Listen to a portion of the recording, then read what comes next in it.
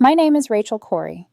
I'm 32 years old, and I've learned that silence can be louder than any scream. For 2 weeks, my boyfriend Jonathan treated me as if I didn't exist. No words, no glances, not even a sigh in my direction. At first, I thought it was one of his moods, the kind of sulky punishment he'd used before. But as the days stretched on, his silence grew so heavy it filled every corner of our apartment, smothering me like a thick fog. That was the last time, because instead of chasing after him, begging for attention, or apologizing for sins I hadn't committed, I gave him a silence he could never break, a permanent one. But to explain why it came to that, I need to start from the beginning. I met Jonathan when we were both in college. I was majoring in computer science happiest when buried in algorithms and lines of code. I liked order structure things that made sense when the world didn't. Jonathan was the opposite. He studied graphic design, messy, vibrant, and alive.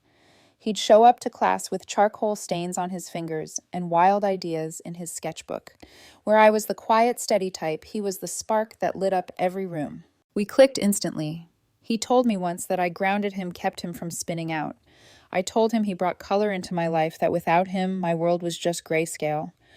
Looking back, maybe it was too poetic, too naive, but at the time, it felt real. After graduation, I had the chance to take a lucrative job in another state, but Jonathan's freelance career was just starting, and he didn't want to uproot, so I turned it down. Instead, I stayed covered rent during his dry months, cooked dinners, after my 10-hour days, and even learned enough Photoshop to help with his projects on weekends. I wasn't perfect, but I showed up. I thought that was enough. It wasn't. Jonathan had a habit, one I ignored for far too long. Whenever I did something he didn't like, he punished me with silence. At first it was small. If I forgot to text back quickly, he'd give me one-word answers all night. If I missed some subtle hint he dropped, he'd turn away in bed and sleep on the edge. I'd find myself apologizing just to thaw the ice, even when I didn't fully understand what I'd done wrong. And each time I gave in, something inside me shifted like a piece of myself quietly eroding. I remember one night vividly, our second year together. I'd been working late on a project with brutal deadlines. I came home exhausted, but excited to see him. I leaned down to kiss him hello, but he didn't even look up from his laptop. "Rough day?" I asked softly. He didn't answer. I sat beside him, hoping he'd warm up. He shifted further away. That night, he rolled to the edge of the bed, pulling the blanket tight when I reached out. The next morning, there was only one cup of coffee waiting on the counter, his. 3 days passed before he finally spoke. His words: "You forgot the dinner reservation. I shouldn't have to beg for attention, Rachel. This is what it feels like when you ignore me." I apologized profusely, desperately, even though I had been the one drowning in deadlines. I made the reservation anyway, and we moved on. But that planted a seed of doubt. Was I selfish, neglectful? So I started overcompensating, planning every detail of our dates, checking in constantly, walking on eggshells. Anything to avoid that wall of silence again. The pattern kept repeating, each episode stretching longer, cutting deeper. I told myself this was just Jonathan's way of coping, that he'd grow out of it, that love meant patience. But love should never feel like punishment. And though I didn't know it yet, his silence was only preparing me for the loudest heartbreak of my life. Because one day Jonathan's silence wasn't meant to punish me. It was meant to discard me. The thing about silence is that it doesn't start as a scream. It starts as a whisper, easy to dismiss, until one day it's deafening. Jonathan's silences began like passing storms. If I forgot to reply to a text, he'd go quiet over dinner, scrolling on his phone, smirking when I asked what was wrong. If I was 5 minutes late picking him up from his studio, he'd close himself off all evening, eyes fixed on the TV while I sat beside him in shame. And I let it happen. Each time I was the one apologizing, even when the mistake was trivial. I thought that's what you did in a relationship. You compromised, you made amends.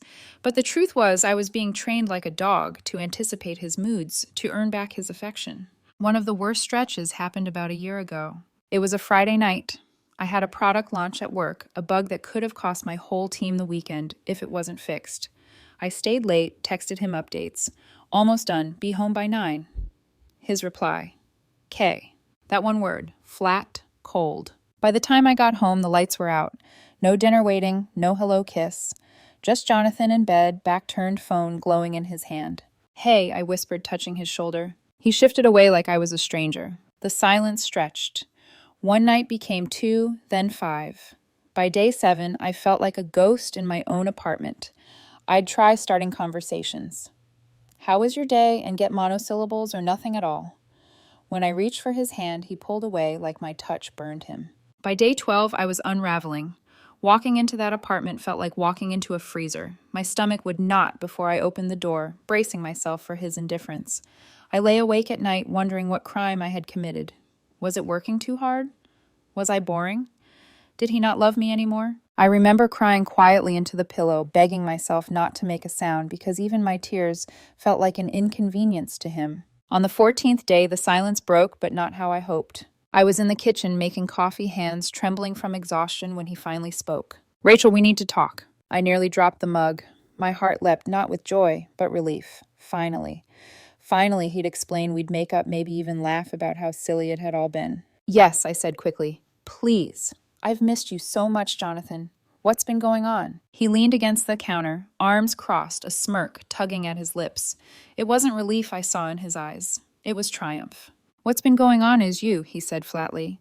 Working late, always prioritizing your job over me. I gave you the silent treatment to show you how it feels to be ignored, to be last on someone's list. But you didn't even notice enough to change. I stared at him stunned. Jonathan, I did notice. It hurt. Every single day. But that project was critical. I told you it could lead to a promotion, more stability for us. He laughed. A short, sharp bark. Us. There's no us if I'm always competing with your code. My chest tightened. So, what are you saying? I'm saying I'm done, he replied, smirk widening. I've met someone else. Sophia. She's in my co-working space. She actually listens. She makes time for me without needing a lesson on it. Last week, while you were buried in your laptop, we grabbed coffee. It turned into more. His words felt like knives stabbing one by one, but he spoke them casually, like listing groceries. You made me do this, Rachel, he added with a shrug. Your emotional unavailability pushed me away. Sophia excites me. She doesn't make me feel like a backup. My legs went weak. I clutched the counter just to stay upright. You've been cheating on me. He tilted his head smug. Call it what you want. I call it moving on. I thought I'd scream. I thought I'd cry, beg collapse on the floor. But something inside me snapped not with violence, but with clarity. This wasn't love. This had never been love. This was control. I looked at him steadily, though my insides were shaking. If that's how you feel, Jonathan, I won't stop you. His smirk faltered. That's it. No fight. No. Please don't go. I'm respecting your decision, I said, my voice eerily calm. You want space. You've got it. He huffed, clearly unsatisfied, as though he'd wanted me to beg. Fine. I'll pack tomorrow. Don't wait up. And just like that, he retreated into the bedroom, slamming the door. That night, I sat alone at the kitchen table, staring at the cold coffee in my mug. The apartment was silent again, but this time it wasn't his weapon. It was mine, because for the first time in 4 years, I saw Jonathan clearly not as a lover, not as a victim of my supposed neglect, but as a manipulator who thrived on my submission. And I knew deep in my bones that I wouldn't give him that satisfaction ever again. I didn't wait for him to pack. The next morning, while Jonathan was out at his studio, I slipped through the apartment like a shadow. I pulled my suitcase from the closet and filled it only with Essentials laptop, a week's worth of clothes, toothbrush, my passport, and the framed photo of me and my grandmother. Everything else I left behind. On the counter, I placed a note. Short, brutal, final. Jonathan, you don't need to bother packing tomorrow. The apartment is yours. I won't be back. I set my key beside it, slid my suitcase quietly out the door, and never looked back. Driving away felt unreal. My hands clutched the steering wheel so tight my knuckles turned white. The streets blurred. I wasn't sure if I was fleeing from him or from the version of myself that had endured so much in silence. By the time I reached a cheap hotel 2 towns over, the adrenaline had worn off and the weight of it hit me. I collapsed on the stiff mattress, staring at the ceiling until tears finally came. For days, I barely moved. I replayed every memory, every silent punishment, every sacrifice I had made.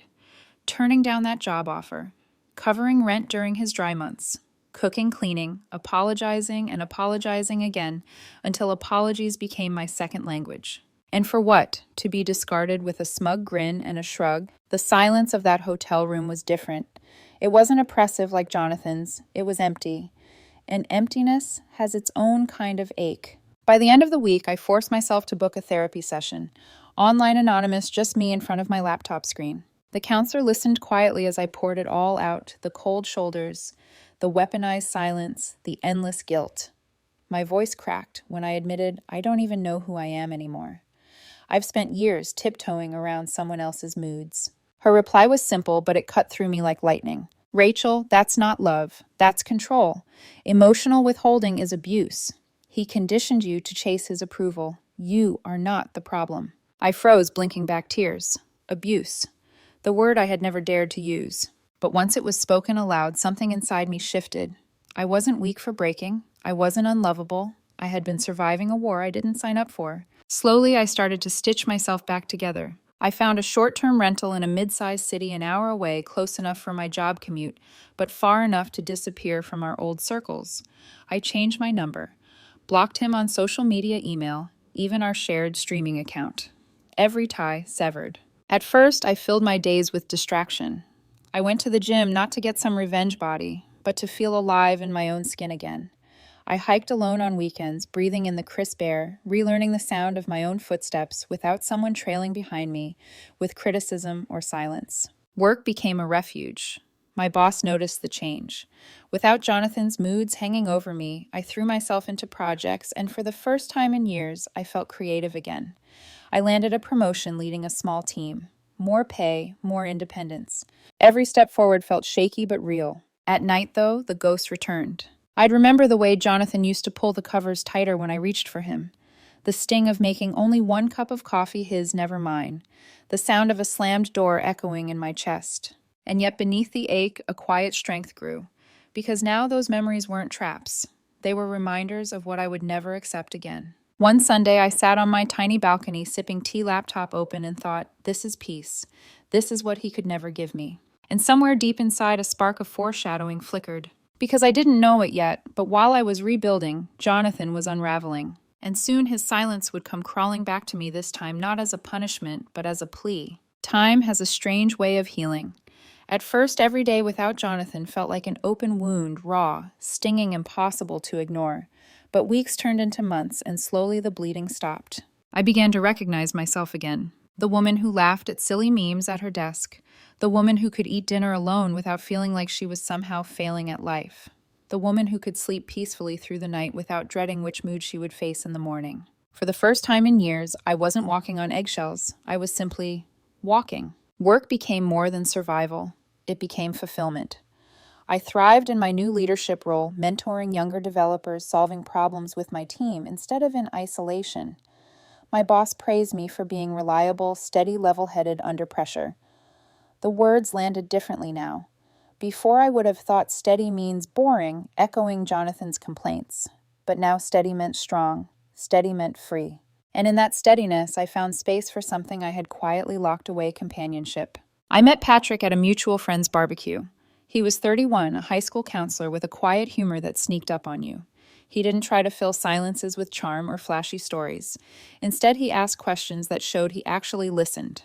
We bonded over music, our mutual love of acoustic guitar, and the ridiculousness of pineapple on pizza. Our first argument was over toppings, and it ended with him grinning and saying, "Fine, half and half." That's what compromise looks like. It was such a small thing, but it shook me. Compromise. That word had never lived in my relationship with Jonathan. With him, every disagreement was a test. I had to pass a gauntlet of guilt until I surrendered.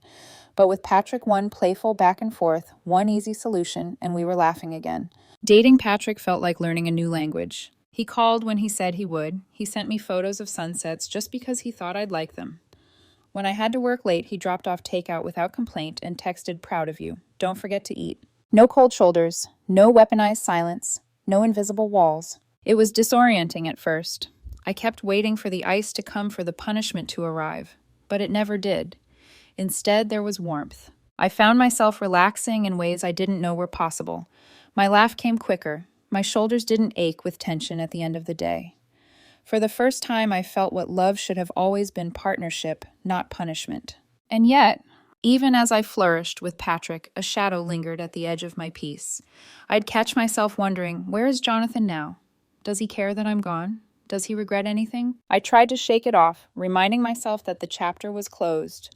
But the human heart is messy, and ghosts don't vanish just because you wish them away. One night, Patrick and I were lying on the couch, his head in my lap, as we watched some ridiculous reality show. He dozed off halfway through, his breathing steady, his presence grounding. I stroked his hair and thought, this is what home feels like. And then uninvited, another thought slipped in. Jonathan never gave me this peace, only silence. That was when I realized something chilling. I hadn't heard from Jonathan since the day I left. No texts, no calls, no angry outbursts on social media, nothing. It was like he had vanished completely. But deep down, I knew Jonathan too well. Silence was his weapon, but it was also his cage. He wouldn't be able to stay quiet forever. Somewhere, his world was crumbling.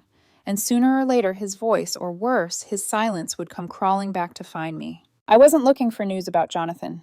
By then, my life with Patrick had taken on a rhythm. Morning runs, shared breakfast evenings filled with laughter instead of silence. I had no reason to think about Jonathan anymore, and yet sometimes karma doesn't ask if you're ready. It simply arrives unannounced. The first whisper came through a mutual friend, Lily, who messaged me one afternoon out of the blue. You'll never guess Jonathan and that Sophia girl already over. I blinked at the screen, unsure how to respond. Already. It had only been a few months since he'd thrown me aside for her. Lily continued. Apparently he pulled the same old stunt. She canceled plans once for work, and he gave her the silent treatment. She wasn't having it. Called him out, dumped him, blocked his number. Brutal. I stared at the words, a strange mixture of disbelief and recognition washing over me. Of course. The silence his favorite trick. But Sophia wasn't me. She didn't chase after him begging for warmth. She walked. Just like I had. The updates didn't stop there. At a friend's birthday dinner, someone mentioned how Jonathan had been struggling at his co-working space. He's got a reputation now, they said, lowering their voice like it was gossip too hot to handle. People say he's high-maintenance moody, flaked on a big project because he ignored client emails for days, lost a contract over it. I sipped my drink, eyes steady, pretending not to care. But inside, a flicker of something stirred, not quite joy, not quite pity, just a quiet acknowledgement. The same silence he once used as a weapon was now destroying him. Weeks turned into months, and the stories piled up. One guy he briefly dated after Sophia complained to a mutual acquaintance. Everything was fine until I had to stay late at work one night. He caught himself correcting. He went silent for days, then demanded I apologize. Red flag city. I was out. Others drifted away too. Friends who once tolerated his moods started keeping their distance. Too much drama, they muttered. Even his family wasn't immune. Word spread that his mom, Linda, was worried. Jonathan had been isolating, missing meals, spiraling. Meanwhile, I was thriving. I had a supportive partner, a stable career, a circle of friends who lifted me up instead of tearing me down. The contrast couldn't have been sharper. Sometimes late at night, I'd lie awake beside Patrick thinking about it. The version of me that once curled into herself during Jonathan's punishments would have felt guilty hearing about his decline. She would have rushed back to save him, carrying the weight of his choices on her back. But the woman I had become, she felt nothing but clarity. And yet karma wasn't finished. Because one evening as I was cooking dinner with Patrick, humming in the background, my phone buzzed with a number I didn't recognize. I almost let it go to voicemail. Almost. But some instinct made me answer. Hello. The line crackled, then a familiar voice. A voice I hadn't heard in over a year spoke low and shaky. Rachel, it's me. Jonathan. My hand tightened on the phone, my breath caught. For a moment, the room around me blurred, as if his silence had found me again. But this time it wasn't punishment. It was desperation. The first call I ignored. The second too. But Jonathan was persistent. He began leaving voicemails, his voice unsteady words tumbling out in ways I'd never heard before. Rachel, I was wrong. Sophia was a mistake. You were the steady one, the safe one. Please, can we talk? Just coffee, just 5 minutes. I deleted it without listening to the end. A week later, a new number appeared on my screen. Text messages flooded in. Please, Rachel, I can't sleep. I can't eat. I see now how much I pushed you away. You were the best thing I had. I was stupid. I'm sorry. Don't punish me with silence. Not like this. The irony nearly made me laugh. Jonathan, the man who weaponized silence for years, now begging me to break mine. I blocked the number. That should have been the end. But desperation has a way of leaking through cracks. One night, my phone rang again. This time, the voice on the other end wasn't Jonathan's. Rachel, it's Linda. My chest tightened. Jonathan's mother. I hadn't spoken to her since the breakup. Her tone was gentle, almost pleading. Honey, I know it's not my place, but Jonathan isn't himself. He's lost weight. He barely eats. He stays in bed all day. He regrets everything. He talks about you constantly. I closed my eyes, gripping the counter to steady myself. Linda continued her words, tumbling quickly as if afraid I'd hang up. I'm begging you for old time's sake. Reach out. Help him. You were good for him, Rachel. Please don't let him suffer like this. For a moment, I almost slipped. The old Rachel, the one conditioned to carry his burdens, wanted to soothe, to fix, to rescue. But then I remembered. The nights I cried into my pillow while he ignored me. The mornings I begged for scraps of affection. The way he smirked when he confessed he'd found someone better. That Rachel was gone. When I finally spoke, my voice was steady, calm, resolute. Linda, I'm sorry he's struggling. But Jonathan made his choice. He doesn't get to undo years of damage because he's lonely now. I've moved on. There was silence on the line, ironic, almost poetic. Then Linda whispered, her voice breaking, Please, Rachel, he needs you. No, I said firmly. He needs to face himself. And I ended the call. I stood there in the quiet kitchen, Patrick's laughter faintly drifting in from the living room, and felt the power reversal settle in my bones. For years, Jonathan's silence had controlled me. Now mine was unshakable. What I didn't realize was that karma hadn't delivered its final blow yet. Because soon I would come face to face with Jonathan again. Not through a screen, not through his mother's pleading voice, but in person. And when I did, the chapter would close for good. It had been nearly a year and a half since I walked away from Jonathan when the universe staged our final meeting. It happened at a wedding. A close mutual friend, someone I cared about enough not to skip their big day, had invited us both. I knew the risk that he might be there, but I also knew I wasn't the same woman anymore. I wasn't afraid. I arrived with Patrick on my arm, both of us dressed in soft autumn tones, laughing about the traffic we'd endured.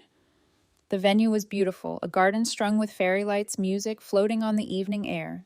And then I saw him. Jonathan. He stood alone near the bar, thinner than I remembered, his suit hanging off his frame like it belonged to someone else. His eyes darted nervously through the crowd until they landed on me. For a heartbeat, it felt like time folded in on itself, like I was back in that apartment staring at his back as he refused to speak. But then Patrick squeezed my hand, grounding me in the present. Jonathan hesitated, then started toward me. Rachel, he said softly, his voice cracking. You look good, happy. I gave a polite nod. I am. His gaze flicked to Patrick, then back to me. Can we talk, just for a minute? Patrick, ever respectful, excused himself to grab drinks. I stayed my posture straight, my heartbeat steady. Jonathan's hands fidgeted as he spoke. I've been in therapy. I see now how toxic I was. The silence. It wasn't fair.